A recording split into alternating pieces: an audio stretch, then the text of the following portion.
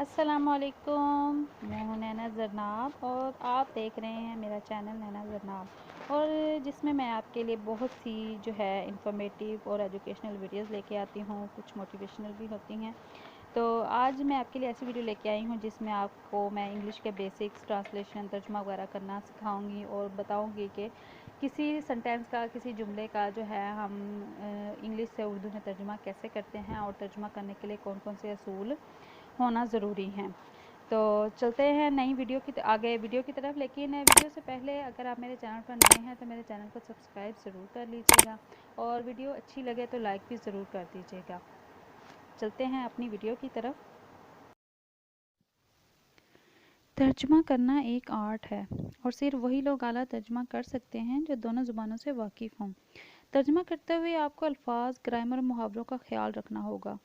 हम रोज़मर्रा ज़िंदगी में अपने ख़यालात का इज़हार आम तौर पर गुफ्तगू के ज़रिए करते हैं। अगर वो शख्स जिससे हम बात करते हैं हमारी ज़ुबान से ना आशना हो और हम उसकी ज़ुबान से ना आशना हो, तो बाहमी गुफ्तगू को समझने के लिए हमें एक ऐसे शख्स की ज़रूरत पड़ेगी जो हमारी ज़ुबान से खूब वाकिफ़ हो और हमारे मुखातिब की ज़ुबान भी जानता हो, ताकि हम एक दूसरे की बातों का मफ़हूम पूरी पूरी सेहत और दयानतदारी के साथ एक दूसरे के कानों तक पहुंचा सकें। ऐसी खिदमत अंजाम देने वाले शख्स को तर्जुमान यानी इंटरप्रीटर कहते हैं, और किसी एक ज़ुबान का मफ़हूम दूसरी ज़ुबान में अदा करने को तर्जुमा यानी ट्रांसलेशन कहते हैं। उम्दा तर्जुमा करने के लिए मंदरजा झैल असूल ज़हन नशीन कर लें।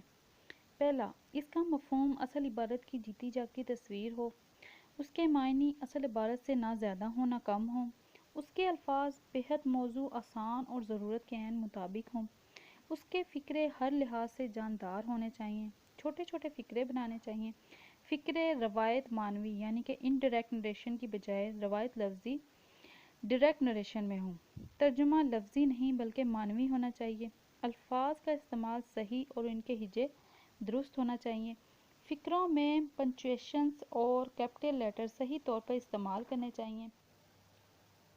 इंग्लिश में जुमला बनाने के लिए आम तौर पर 3 चीज़ों की ज़रूरत होती है। इसे स्ट्रक्चर ऑफ अ सेंटेंस भी बोला जाता है। स्ट्रक्चर ऑफ सेंटेंस में कौन सी वो 3 चीज़ें हैं? Subject plus verb plus object. इन तीनों चीज़ों के बारे में मैं आपको आगे डिटेल से बताऊंगी कि सब्जेक्ट क्या है, वर्ब क्या है, ऑब्जेक्ट क्या है, और ये तीनों चीज़ें जुमले में कहाँ पर कैसे इस्तेमाल होती हैं। वैसे भी ये जुमले की बुनियादी ज़रूरत हैं और इनके बगैर तो जुमला मुकम्मल नहीं होता है। तो इसलिए आगे चल के हम तीनों के बारे में तफसील से बात करेंगे। और structure of a sentence in तीनों चीज़ों के बगैर नामुकम्मल है। देख लेते हैं सब्जेक्ट। सब्जेक्ट किसे कहते हैं? सब्जेक्ट काम करने वाले को फ़ाइल कहते हैं और इंग्लिश में इसे सब्जेक्ट कहते हैं। जुमले में एक नाउन, प्रोनाउन या कोई मुरक्कब बतौर सब्जेक्ट इस्तेमाल होते हैं। मिसाल देख लें, बतौर इसम फ़ाइल नाउन बुशरा टाक्स प्लेजेंटली। नाउन इसमें इसम फ़ाइल के तौर पे काम हो रहा है। नाउन किस चीज़ को कहते हैं इसके बारे में भी आगे हम डिटेल से बात कर लेंगे। यहाँ पे नाउन नाम के तौर पे इस्तेमाल हो रहा है और मेन जो शख्स काम करने वाला होता है वो शख्स, जगह या चीज़ भी हो सकती है, तो उसको हम फ़ाइल कहते हैं। उर्दू में फ़ाइल कहते हैं और इंग्लिश में वो सब्जेक्ट कहा जाता है। और जुमले में ये एक नाउन भी, प्रोनाउन भी और मुरक्कब बतौर यानी कि बहुत सारे लोगों की सूरत में भी इस्तेमाल किया जाता है। आगे आ जाता है हमारा वर्ब।